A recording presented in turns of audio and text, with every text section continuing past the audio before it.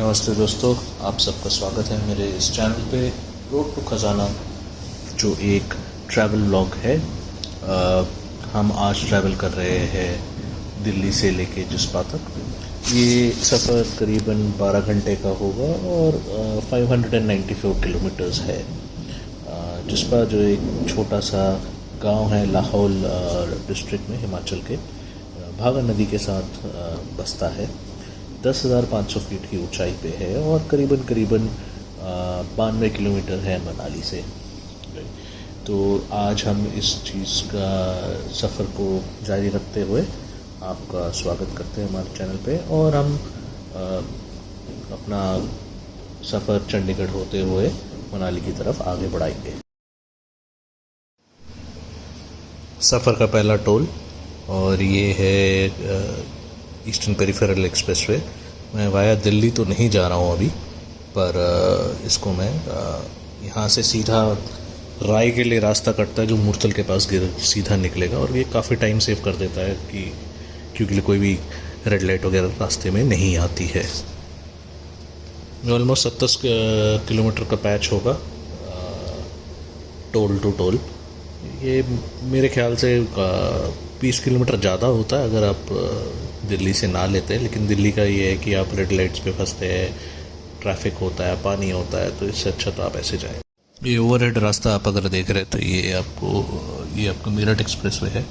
आप आगे लेफ़्ट से चढ़ सकते हो और ये आपको सीधा हरिद्वार ऋषिकेश ले जाएगा। ये भी एक बहुत सुंदर हाईवे है, आपका काफ़ी सारा टाइम बचाता है। अगर आप इससे आते हैं तो आपको सीधा करीबन 20-25 किलोमीटर का ऐसा पैच है जो पहले आप गाज़ियाबाद के अंदर से आते थे वो सारा बच जाता है और काफ़ी ट्रैफिक सेव हो जाता है।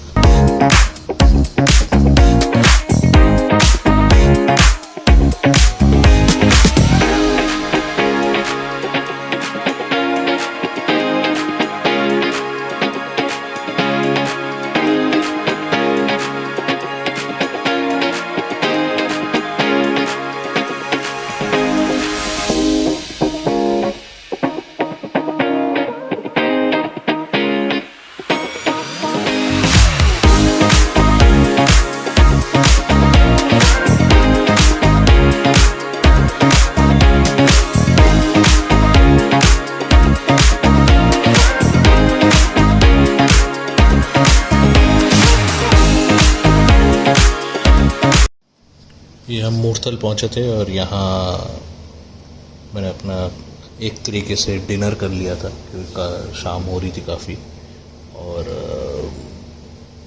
अगला स्टॉप काफ़ी दूर था। गुलशन ढाबा है, बहुत सारे ढाबे हैं यहाँ, लाइन से आपके पास ढाबे हैं, आप कहीं भी रुक सकते हैं आपकी चॉइस के हिसाब से। प्राइसेस ऑलमोस्ट सबके सिमिलर है, बहुत ज़्यादा फ़र्क है नहीं। तो आप आराम से कहीं भी रुकिए, खाइए। आगे बढ़ते हुए शाम को हम लेके चलते हैं रास्ता आपका। इसके बाद आपका दूसरा टोल आएगा आगे जाके, ये मूर्थल का ही टोल आएगा, और उसके यहाँ से करीबन हमें 3 घंटे लग जाएंगे अम्बाला पहुँचने में। अम्बाला, कुरुक्षेत्र, ये सब रास्ते में भी आता रहेगा। आप साइड में देख ही सकते हैं कितने सारे ढाबे।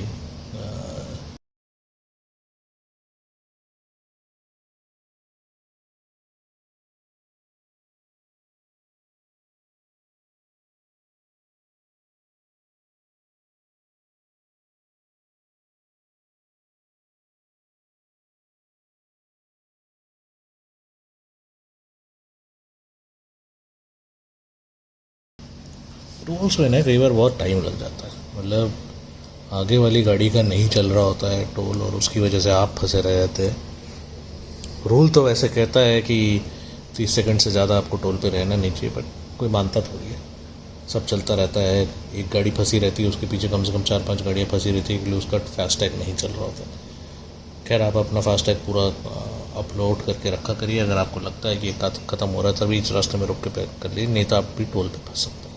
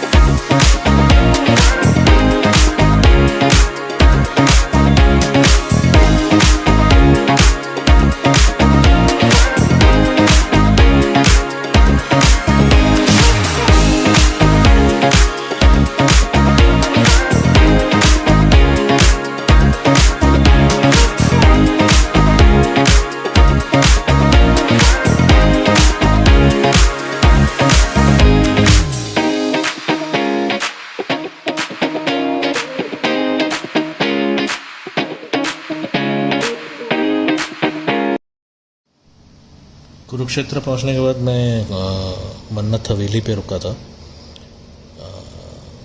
एक वॉशरूम ब्रेक लेने के लिए।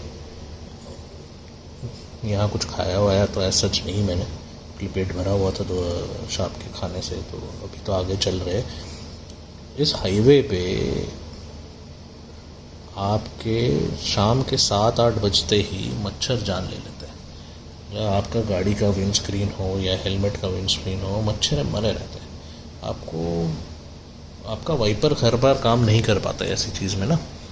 आपको गाड़ी से उतर के कहीं ना कहीं गाड़ी रोक के एक बार कागज़ से कॉलिन से शीशा साफ़ करना पड़ता है। आपने वीडियो में देखा ही होगा कि कैसे दाग आ रहे थे, और वो सिर्फ मच्छरों के ही दाग है। रात होते ही ये हो जाता है। तो इसमें सावधानी से चला करिए। और इस हाईवे पे एक चीज़ और है, आप ये फुट ओवर ब्रिजेस देख रहे होंगे, इसमें काफ़ी फुट ओवर ब्रिजेस में छोटे छोटे हिडन स्पीड कैमराज है। ध्यान से देखेंगे तो आपको दिख जाएगा, नहीं तो मैं आपको सजेस्ट करूँगा कि आप रडार बोट करके एक ऐप है, आप उसको डाउनलोड करके चलिएगा। आपके स्पीड लिमिट कैमरा से आप बच जाएंगे। ये आपको बता देंगे क्या स्पीड लिमिट है। कुछ जगहों पे 80 है, कुछ जगहों पे 90 किलोमीटर पर आवर की स्पीड लिमिट है, पर आप उसको लगा के रखिए, सबसे बेस्ट है वो।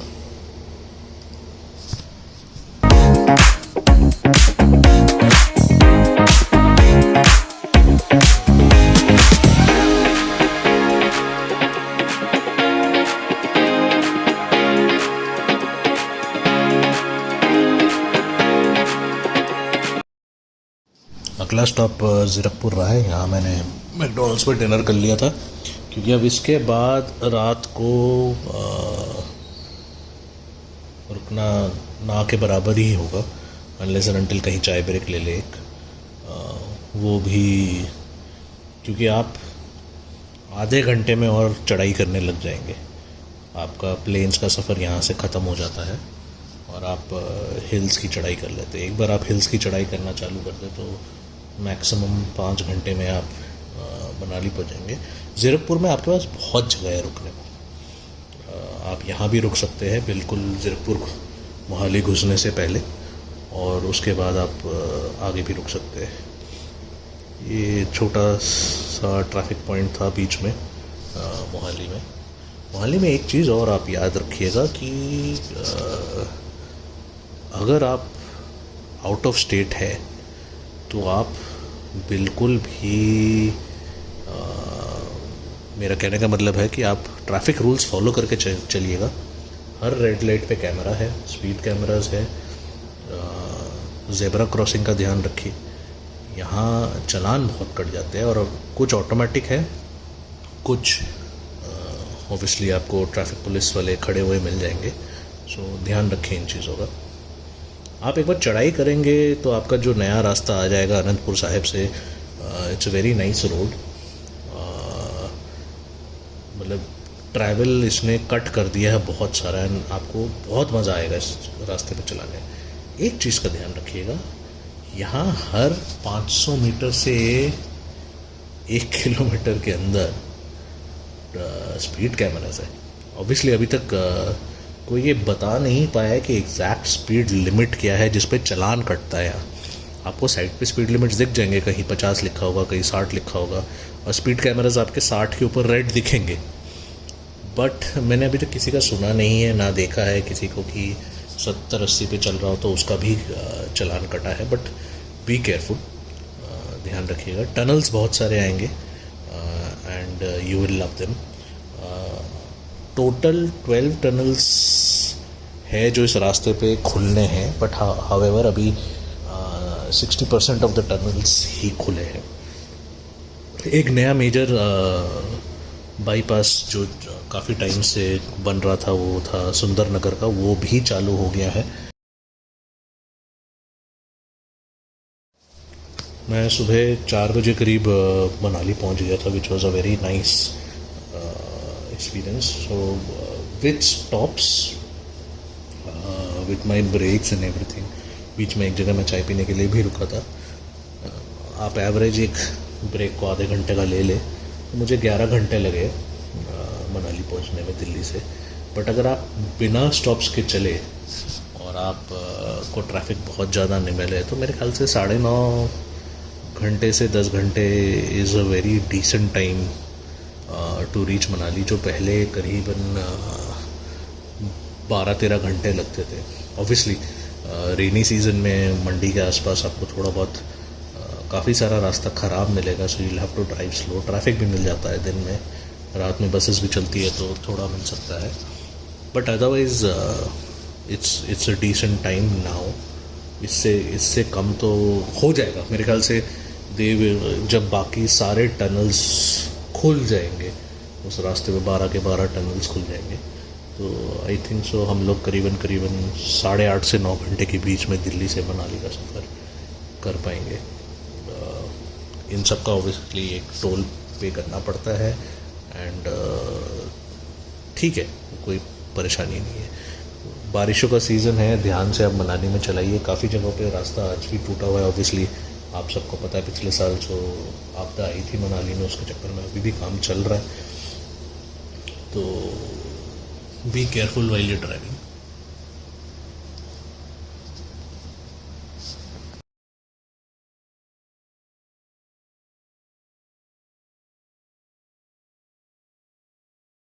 यहाँ से आपका रोहतांग वैली रह जाता है 7 किलोमीटर, अटल टनल अप्रॉक्सीमेटली 19 किलोमीटर।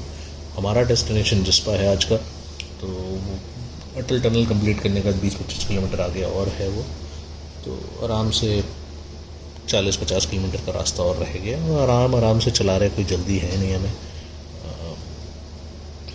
कोई होटल बुकिंग अभी की नहीं है क्योंकि हम आज कैंपिंग करने का प्लान कर रहे हैं, तो देखते हैं कैसा रहता है जिस्पा का वेदर, और उसके हिसाब से आगे चलेंगे। यहाँ मैंने एक सुबह की ठंड को नज़र रखते हुए मैंने जैकेट वैकेट पहन लिया था, क्योंकि मनाली में काफ़ी ठंड थी इस टाइम पे सुबह 4 बजे, और हवा भी तेज़ चल रही थी। प्लस हम रोहतांग टनल के आसपास पहुँच रहे थे, तो ऑब्वियस सी बात है कि वहाँ ठंड हो ही जाती है।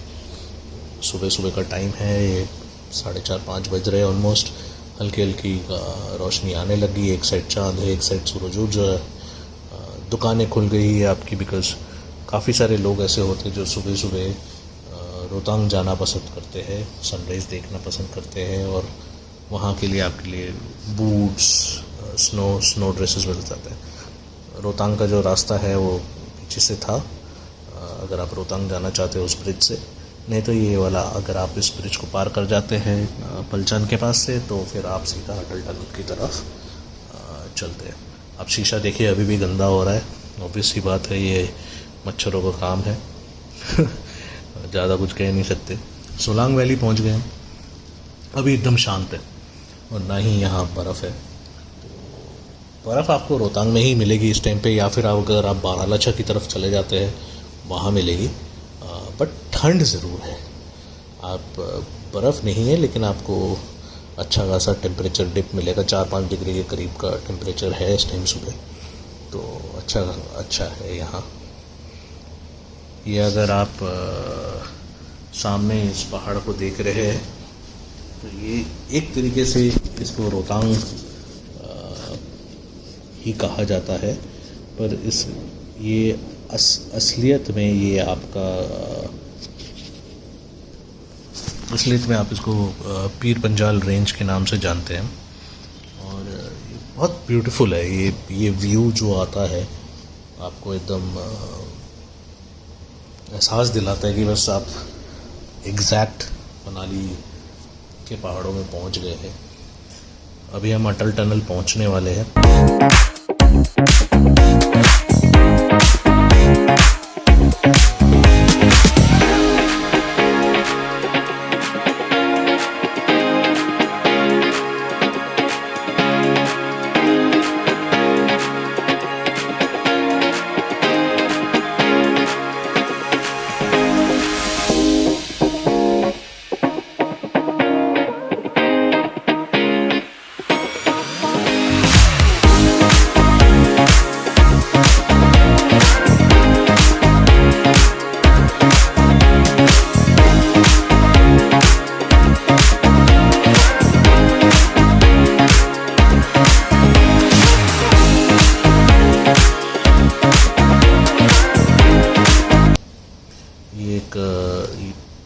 ब्रिज है जो आपको अटल टनल की तरफ ले जाता है ब्यास नदी के ऊपर से। और ये पूरा नया रास्ता है। नया रास्ता मैं ये कहूँगा कि मैंने पहली बार ये रास्ता 2020 में किया था। 2019 में अटल टनल का इनॉग्रेशन हुआ, तो 2020 में मैं गया था इस पर।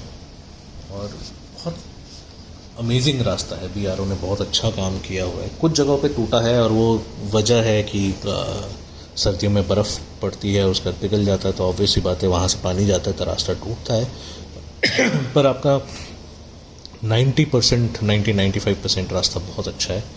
बहुत छोटे छोटे पैचेस है जहाँ टूटा होता है। आप सब ने सर्दियों की ज़रूर वीडियोस देखी होगी, गाड़ियाँ स्लाइड करती हुई है, और वो यही जगह है जहाँ स्लाइड करती है।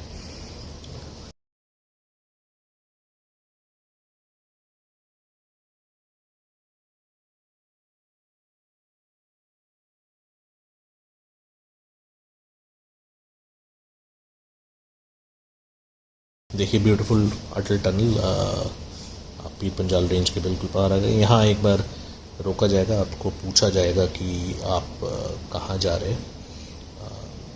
अगर ज़रूरत पड़ती है तो गाड़ी चेक करते हैं, नहीं तो आपको नॉर्मल जाने देते हैं।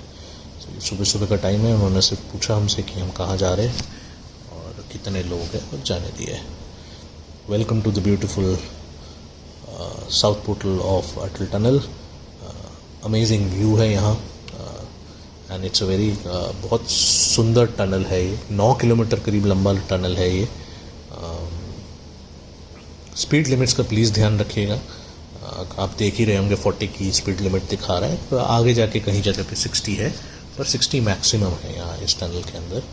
ओवरटेक भी मत करिएगा। आपको ये साइड बीच में बैरियर दिख रहे होंगे, प्लीज़ इसको फॉलो करते रहिएगा। एंड क्योंकि आप समझिए ये एक नेशनल हाईवे है, थोड़ी सी भी आपदा हो गई या किसी का एक्सीडेंट हो गया तो आप एक नेशनल हाईवे को रोकने के जिम्मेवार आप होंगे दोनों साइड से। सो आप इस पर प्लीज़ फॉलो करिएगा रूल्स एंड रेगुलेशंस।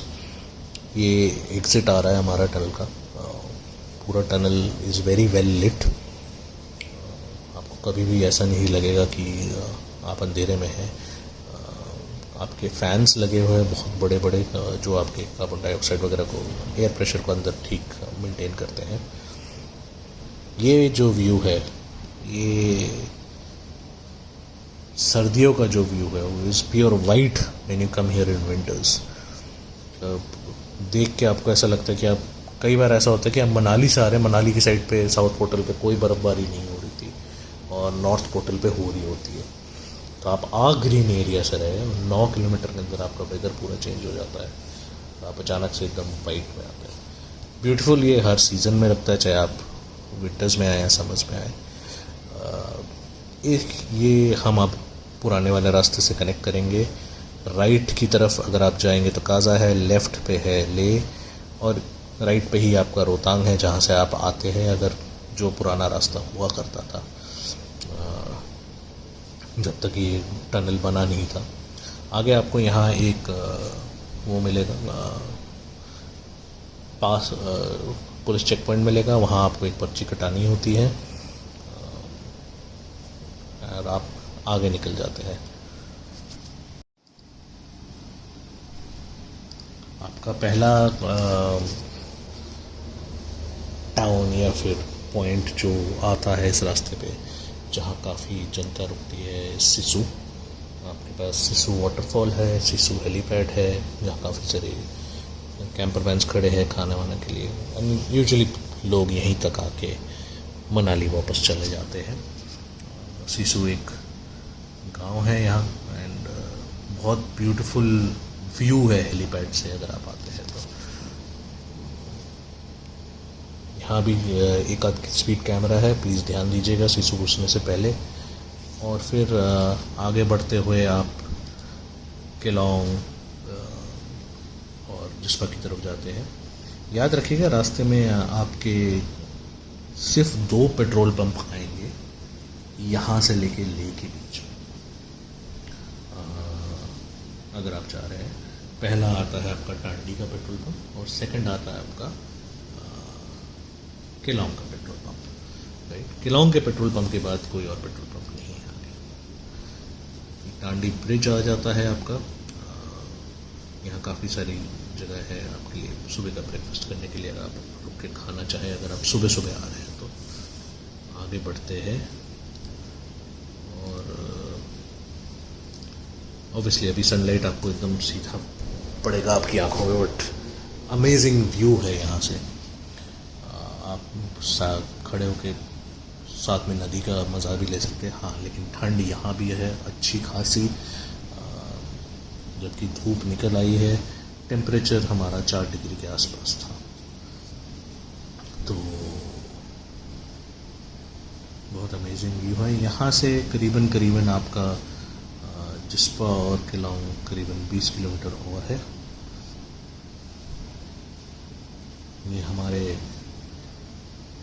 दोस्त मिल गए हमें रास्ते में, ये काफ़ी सारे हैं, करीबन 100-200 के करीब थे। ये भीड़ रास्ते में चल रहे, सुबह सुबह निकले हैं ये लोग भी अपना आगे।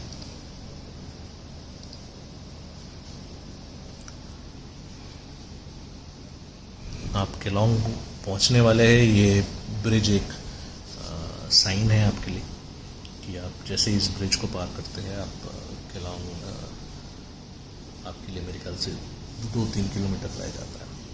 अब मैं जल्दी में आगे तो आ गया था टांडी ब्रिज से और टांडी पेट्रोल पंप पार करके कि केलोंग में भरवा लेंगे। इसलिए अभी मुझे अगले दिन के लिए पेट्रोल चाहिए था। इसलिए आज मेरा जिस्पा रुकना था, तो मुझे वैसे इतना नहीं चाहिए था, मैं बस गाड़ी में डीजल भरा के रुक जाता। पर केलोंग पहुंचते ही मुझे दिखा एक लंबा जाम। आप भी देख सकते हैं, ये ट्रक खड़े हैं यहाँ से, करीबन 1-1.5 किलोमीटर का जाम था। तो ऑब्वियसली मैं ट्रक्स को पार करता हुआ आगे तो चला गया, और आगे जाके पेट्रोल पंप पे मुझे पता चला कि पेट्रोल पंप अभी खुला नहीं, ये खुलेगा 7:30-8 बजे के लिए। और ये सबका यही है, जैसे मैंने बताया था कि ये लास्ट पेट्रोल पंप होगा आपका इस रास्ते पे। इस पेट्रोल पंप के बाद आपको 330 किलोमीटर तक कोई दूसरा पेट्रोल पंप नहीं मिलेगा। तो आप यहाँ ज़रूर, टांडी है यहाँ ज़रूर भरवा लीजिएगा। तो ये पेट्रोल पंप बंद था और मेरे पास अभी टाइम था, तो मैंने सीधा वापस गाड़ी मोड़ी और मैं टांडी की तरफ चला गया। टांडी 7-8 किलोमीटर पीछे था, तो बेटर था कि मैं वहीं भरा लाऊं, क्योंकि यहाँ लाइन इतनी लंबी थी कि अगर मैं खड़ा भी हो जाता लाइन में तो बहुत देर लग जाती है। आप ट्रक्स का लाइन तो देख ही लीजिए, इसके अलावा गाड़ीज़ अंदर ऑलरेडी घुसी पड़ी थी। आर्मी के भी लोग थे यहाँ, तो काफ़ी था। मैं जल्दी वापस चल पड़ा टांडी की तरफ।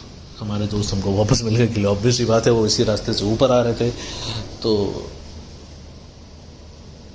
थोड़ा सा जाम मिला, बट ठीक है। ये आपका टांडी का पेट्रोल पंप आ गया। अब मज़े की बात ये थी कि जब मैं टांडी पेट्रोल पे पहुंचा, यहाँ पेट्रोल नहीं था, यहाँ सिर्फ डीजल अवेलेबल था। तो पेट्रोल किसी को चाहिए था तो उसको केलोंग जाना पड़ रहा था लेने के लिए, क्योंकि इनका ट्रक नहीं आया था जो पेट्रोल दे सकता था। अभी इनके पास डीजल का स्टॉक था, तो मैंने अपना डीजल भरा लिया और मेरे पास एक एक्स्ट्रा जेरी कैन था 20 लीटर का, वो भी मैंने यहाँ भरा लिया और मैं आगे चल पड़ा वापस टांडी ब्रिज की तरफ से, अपना केलोंग होते हुए।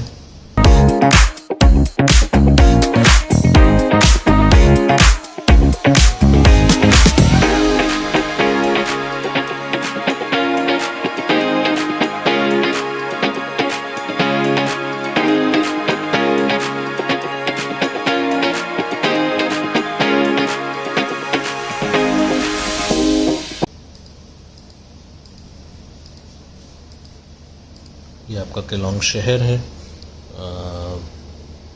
अगर आप देखें तो वैसे तो ये ऊपर होटल्स है मेनली, नीचे आपका शहर बसा हुआ एक रास्ता नीचे की तरफ जाता है, बहुत ब्यूटीफुल है अगर आप वहाँ भी जाए।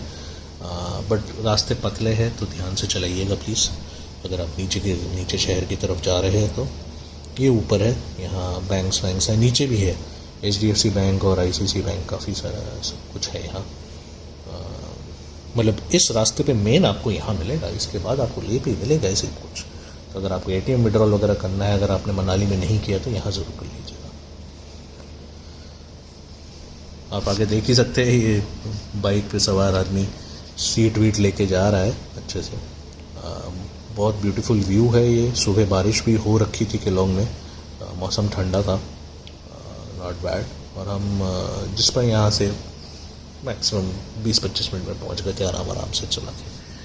आज का हमारा प्लान था जिस्पा में कैंप करने का। आपको जिस्पा में वैसे बहुत सारे कैंप्स मिल जाएंगे, होम स्टेज मिल जाएंगे, होटल भी मिल जाएंगे आपको। अगर आप पहले से बुकिंग कराना चाहे कर सकते हैं, यहाँ आके कराना चाहे यहाँ आके भी कर सकते हैं।